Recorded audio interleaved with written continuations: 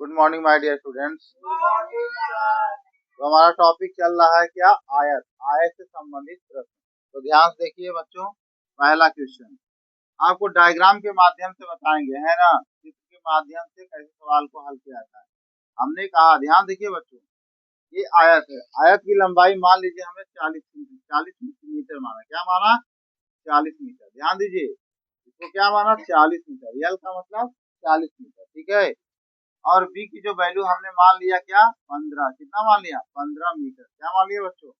15 metre. B का मतलब क्या होगा? ब्रेथ मतलब चौड़ाई। तो हम आपको यहाँ पूरा लिख देते हैं। यल का मान कितना है बोलिए? 40 मीटर, ठीक है। और बी की वैल्यू कितनी है बच्चों?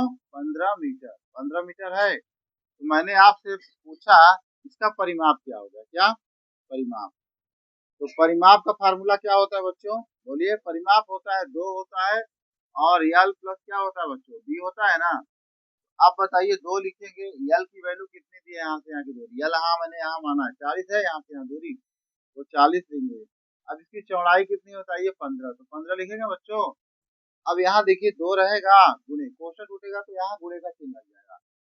तो यहाँ देखिए, 0 में 5 जोड़े कितना हो जाएगा? 5, और 4 और 1 5, कितना हो जाएगा? 55। इसका गुणा करिए, कितना हो जाएगा? 2 पंचे 10 की 0, 2 पंचे 10 और 1 11।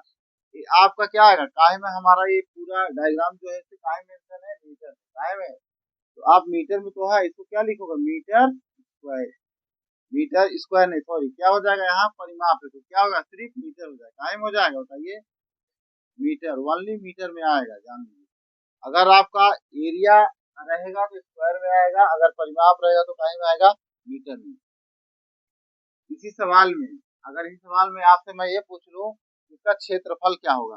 क्या क्षेत्रफल? ध्यान देखिएगा बच्चों, अगर मैं क्षेत्रफल पूछूं, क्षेत्रफल का फॉर्मूला यल इंटू क्या होता है बताइए? बी। तो यल इंटू बी होता है। तो यल का मान कितना है बोलिए? 40 है, तो 40 लिखेंगे। बी की वैल्यू कितना है बताइए? 15, तो 15 लिखेंगे। इसका गुणा करेंगे तो क्या होगा? 15 चौको 60, और एक जीरो तो ऑलरेडी यहाँ से है, तो यह क्या हो जाएगा? Metre square. हमेशा एरिया जब भी रहेगा, अगर मीटर में मान दिया है तो मीटर स्क्वायर, सेंटीमीटर में दिया है तो सेंटीमीटर स्क्वायर में। बातें नहीं करिए। परिमाप निकाल दिया, क्षेत्रफल। अब आपको विकर्ण बताने जा रहा हूँ। क्या बताने जा रहा हूँ बच्चों? बताइए। अब एक ही सवाल में विकर्ण भी, हर चीज का कॉन्सेप्ट में क्लियर कर रहा हूँ। तो विकर्ण का मान क्या होता है? रूट के अंदर क्या होता है? यल स्क्वायर, और क्या होता है? Plus B square. मालूम है ना ये? तो आप देखेंगे अंडर रूट के अंदर, आप बताइए एल की वैल्यू कितनी है बताइए?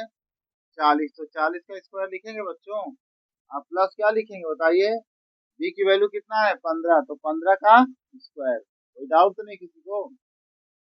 अब यहाँ हम देखेंगे 40 का स्क्वायर कितना होता है बच्चों बताइए? 400। कितना होता है? 40 का स्क्वायर 400 होगा। तो 4 चौक 1600, कितना हो जाएगा? 1600। और यहाँ 15 कितना हो जाएगा? 225, कितना हो जाएगा? 225। अब इन दोनों को जोड़ी, कितना हो जाएगा बताइए?